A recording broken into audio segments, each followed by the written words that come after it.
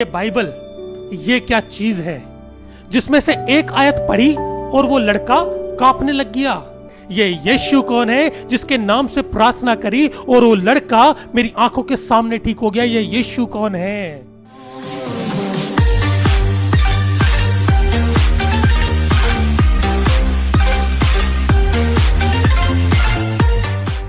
मैं शुक्रगुजारी करता हूं हमारे खुदावन खुदा की कि उसने मुझे मौका दिया एक बार अपनी गवाही को बताने का और बताने का कि यीशु ही खुदा है।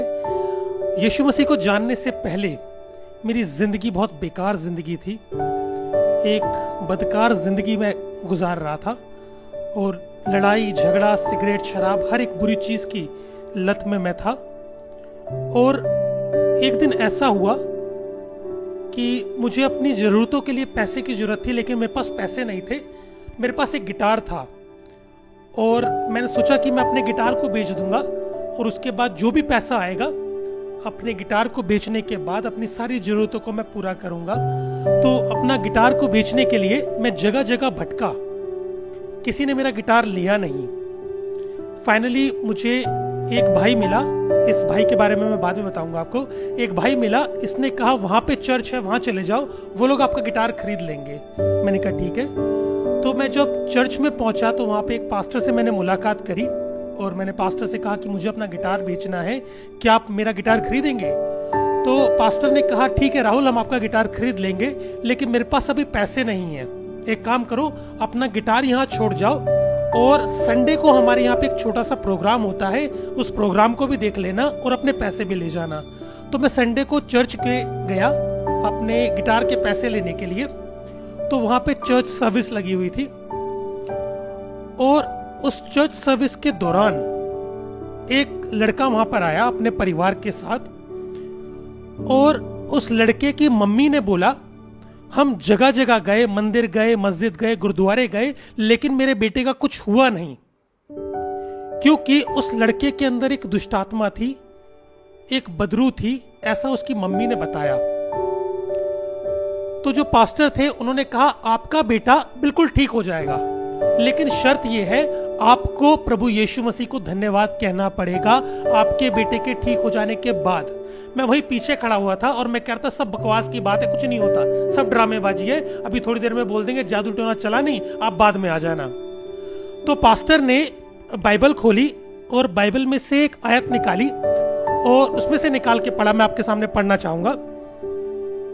उसमें कुछ इस तरह से लिखा है, पहला कुरिन्थियों 3:16 में, क्या तुम नहीं जानते कि तुम खुदा का मकदस हो और खुदा का पाक रूह तुम में बसता है, और जो कोई खुदा के मकदस को तबाह करेगा खुदा का पाक रूह उसे तबाह करेगा, क्योंकि खुदा का मकदस पाक है और वह तुम हो।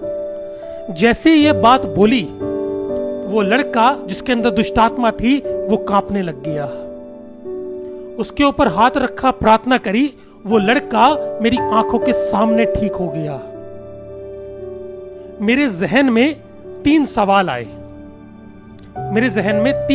पहला सवाल कि ये किताब, ये बाइबल, ये क्या चीज है जिसमें से एक आयत पढ़ी और वो लड़का कांपने लग गया।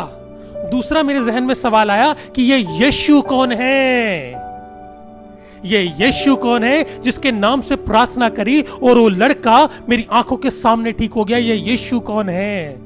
तीसरा सवाल मेरे जहन में आया, वो जो लड़का जब अंदर आया था उसकी टी शर्ट पर यहां पे एक हिंदू देव बना हुआ था, कोई हिंदू परमेश्वर बना हुआ था। तो मेरे जहन में सवाल आया, अगर ये परमेश्वर है जो इसकी टी शर्ट के ऊपर बना हुआ है तो इसके अंदर दुष्टात्मा क्या कर रही है? इस 3 सवाल ने मुझे परेशान कर दिया। इस 3 सवाल को लेकर के मैंने अपनी रिसर्च करनी शुरू करी। मैंने बाइबल को पढ़ना शुरू किया और मैं बाइबल को पढ़ता चला गया तो मैंने जाना कि बाइबल सच्चे परमेश्वर का वचन और यीशु सच्चा खुदा है जिसने इस पूरी कायनात को बनाया। थोड़े टाइम के बाद मैंने अपने दिल में प्रभु यीशु मसीह को बुलाया। मैंने अपने लिए प्रार्थना कराई। जैसे कि मैंने बताया, मैं सिगरेट और शराब की लत में था। जिस दिन मैंने अपने दिल में यीशु मसीह को बुलाया, जिस दिन मैंने अपने लिए प्रार्थना कराई, उस रात मैंने दोबारा से शराब का गिलास उठाया पीने के लिए, लेकिन मैं शराब पी नहीं पाया, मुझे वहीं पर उल्टी हो गई। उसी रात से मेरी सिगरेट और शराब दोनों छूट गई। आज इस बात को 10 साल से ऊपर हो गया है, मैंने सिगरेट और शराब को दोबारा हाथ नहीं लगाया। मैंने कहा था कि मैं उस लड़के के बारे में बाद में बताऊंगा, जिस लड़के ने मुझे चर्च का रास्ता दिखाया, जिसने मुझे कहा कि वहां चले जाओ, आपका गिटार बिक जाएगा। वो लड़का एक मुसलमान था। जिस लड़के ने मुझे चर्च का रास्ता दिखाया, वो लड़का एक मुसलमान था। और उसके बाद परमेश्वर ने मुझसे बातचीत करी सपने के जरिए और बहुत से अलग अलग चिन्हों के जरिए कि मैंने तुझे कौम के लिए चुना है कि तू जा करके उनको सुसमाचार सुनाए, उनको बशारत इंजील करे।